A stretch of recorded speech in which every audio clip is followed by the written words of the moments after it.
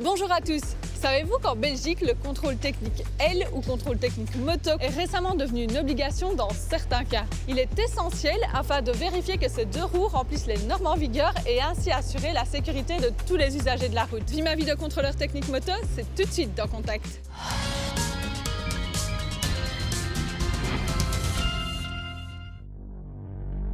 Bonjour, moi je suis Patrick Arloff, je travaille au contrôle technique à Eupen. Voilà, je dépose mes affaires et puis on va au travail. J'ai l'opportunité de travailler en tant qu'examinateur moto et contrôleur moto parce que le contrôle technique a été agrandi et on contrôle les motos depuis passé 2 ans maintenant. Salut les mecs. Il faut être motard ou passionné de moto. Il faut passer une formation et on reste en formation. On n'est jamais passé au contrôle du tout. Le contrôle moto consiste principalement à la sécurité du véhicule, oui, et du motard. Et l'administratif, en premier lieu, on contrôle les papiers. Le numéro de plaque.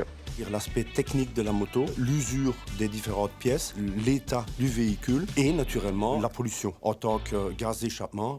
Donc ici, on va faire le test du CO. Comme c'est une moto qui date, la réglementation, c'est au ralenti à 4,5%. Ou pollution par le bruit. On va faire le test de sonorimètre. Depuis le 1er janvier 2023, le contrôle technique catégorie L est obligatoire en Belgique lorsqu'il y a un changement de propriétaire, après un accident ou encore à la demande d'un agent. Très honnêtement, je suis mitigé. Donc ça reste pour la vente. Je veux dire, ça peut être utile. Après, périodique, je trouve pas que ça a beaucoup d'utilité. En tant que motard, j'ai la question de faire le contrôle moto. Je me suis dit, non, il n'y a pas de raison de le faire. Le motard, il regarde après sa moto. Et malheureusement, après plus de 2 jours de contrôle technique, je suis vraiment persuadé qu'il est très important de le faire. Le contrôle technique moto a 3 objectifs. Préserver l'environnement, protéger les consommateurs et garantir la sécurité de tous. Donc point de vue direction, c'est bon.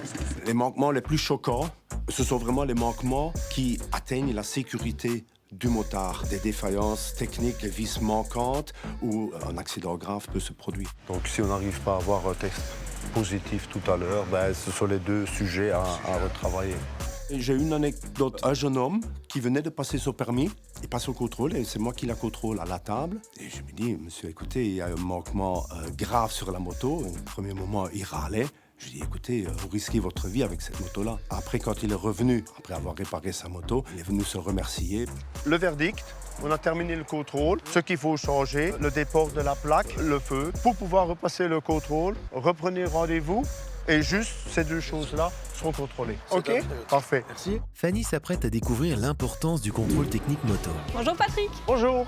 Est-ce que tu peux m'expliquer quelle est la différence principale entre un contrôle technique voiture et un contrôle technique moto? Le contrôle technique moto est beaucoup plus spécifique parce qu'un petit détail sur une moto peut avoir des conséquences graves. C'est quoi le problème le plus fréquent que tu peux rencontrer quand tu fais un contrôle technique? Le plus fréquent, le réglage phare. C'est un problème qui se règle facilement? Oui, bien sûr. Il y a le phare qui est tout seul, donc il y a 2 vis à desserrer et à régler. Par contre, il y a des scooters qui sont bien carénés. Il faut quand même un mécanicien pour démonter le carénage pour aller faire le réglage. Merci, je vais te laisser continuer de travailler. Merci Bonne bien. journée. Au plaisir. Merci. Au revoir.